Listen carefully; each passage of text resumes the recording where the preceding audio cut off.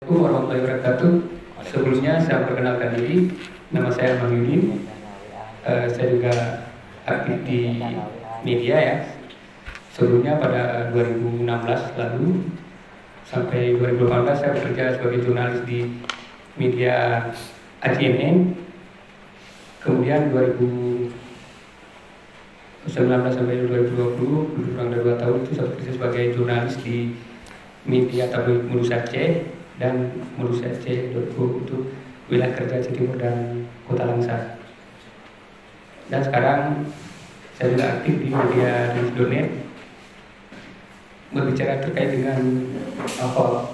Saya pikir ini juga menjadi ancaman apalagi menjelang pesta demokrasi. Artinya untuk mengklarifikasi bagaimana berita ini hoax atau enggaknya, masyarakat ini harus dituntun untuk cerdas dalam memahami yang mana konten-konten itu yang resmi, yang diproduk oleh situs-situs resmi seperti media berita-berita yang telah terverifikasi media yang berbadan hukum. Jadi langkah yang pertama, mereka juga harus melihat sumber berita itu dari mana, apakah bisa dipertanggungjawabkan secara hukum atau memang hanya sekedar blogger yang mereka menciptakan hoax kemudian menyebarkan di ruang publik dan menjadi konsumsi daripada masyarakat. Inilah yang menyesatkan masyarakat. Nah, sehingga kebenaran itu terabaikan. Bisa saja mereka membuat dalam konteks membuat judul yang sensasional lah untuk mempengaruhi pembaca dan mengcopy paste beberapa isi dari media resmi kemudian mengotak-atik sehingga ini menyerang pihak-pihak tertentu.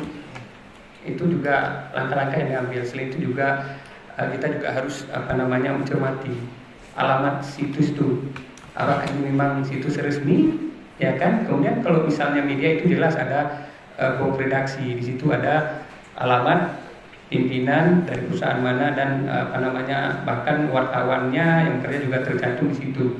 Nah, kemudian lagi kita juga harus periksa fakta-fakta yang diberitakan itu, apakah sudah benar. Harus cek and recheck. Kita begitu dapat informasi jangan langsung mengkonsumsi informasi tersebut, tapi kita harus cek faktanya dulu. Kalau misalnya di daerah A ada terjadi hal seperti itu, kita cek kebenarannya, kita cari sumber yang ada di seputaran itu, pihak-pihak tertentu yang punya kapasitas dalam memberikan keterangan-keterangan resmi. Jadi masyarakat harus cerdas dalam mengkonsumsi informasi-informasi di masa era digital ini. Karena kita harus akui tidak dapat kita bendung majunya informasi hari ini yang begitu pesat, ya kan, bahkan media sosial yang saat ini ada di genggaman masyarakat itu bisa langsung informasinya dalam detik itu bisa tersebarkan. Nah, masyarakat yang menggunakan media sosial juga inilah yang kita harus ajarkan mereka. Saya pikir ini memberikan edukasi kepada masyarakat awam ini sangat penting terkait dengan kebenaran suatu informasi. Sehingga ketika mereka mempunyai pengetahuan tentang kebenaran suatu informasi, cara memperoleh informasi yang benar, dari mana sumber informasi itu yang legal, mereka harus tahu ini. Jadi masyarakat ini harus diedukasi. Ada pihak-pihak tertentu, misalnya sekarang ini apa salahnya kita gaib dengan pemerintahan kampung itu untuk memberikan pelatihan, ya kan, pemahaman, minimal pemahaman, dan memberikan pembelajaran seperti hari ini kita lakukan, yaitu grup diskusi. Kita diskusikan, kita memberikan pemahaman kepada masyarakat. Ini konten-konten hoax seperti ini, situs-situs yang resmi seperti ini, ya kan, ini alamatnya. Kita ajarkan mereka sehingga yang awam ini tahu dia. Bukan berarti apa yang muncul di ruang publik, di media sosial itu adalah berita, tidak, ya kan, tidak semuanya itu berita. Ya, maksudnya itu berita tapi bukan suatu kebenaran yang diinformasikan. Oleh sebab itu, maka kita harus memberikan edukasi kepada pembaca untuk menfilter yang mana informasi ini, sumber-sumber resminya ini dari mana. Ya, kemudian kita cek faktanya, kemudian juga kalau ada foto kita lihat kebenaran foto tersebut. Apakah ini dari diedit, ya kan, dan lain sebagainya.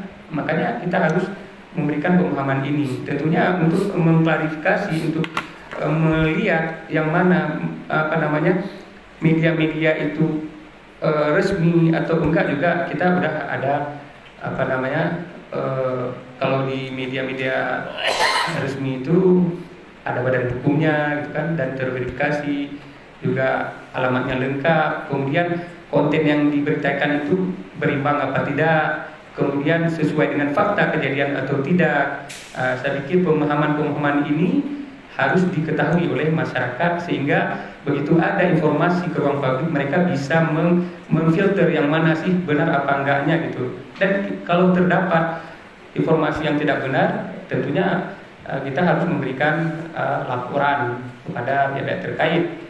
Misalnya di situs-situs online itu masing-masing, misalnya apa namanya, di Google juga ada ada tempat untuk kita melapor, Facebook juga ada ruang diberikan untuk melapor konten itu misalnya hoax dan lain sebagainya. Begitu juga informasi lainnya. Saya pikir ini perlu pemahaman terhadap masyarakat untuk mencari melakukan filterisasi terkait informasi yang benar atau tidaknya, sehingga yang tersampaikan kepada masyarakat ini utuh sebagai informasi yang membangun, yang mencerdaskan, dan bisa apa namanya, membuat suatu kemajuan dalam pilkada, dalam pemilu ke depan.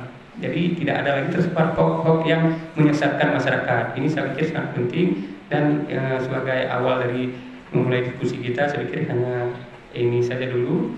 Terima kasih. Assalamualaikum warahmatullahi wabarakatuh. Dari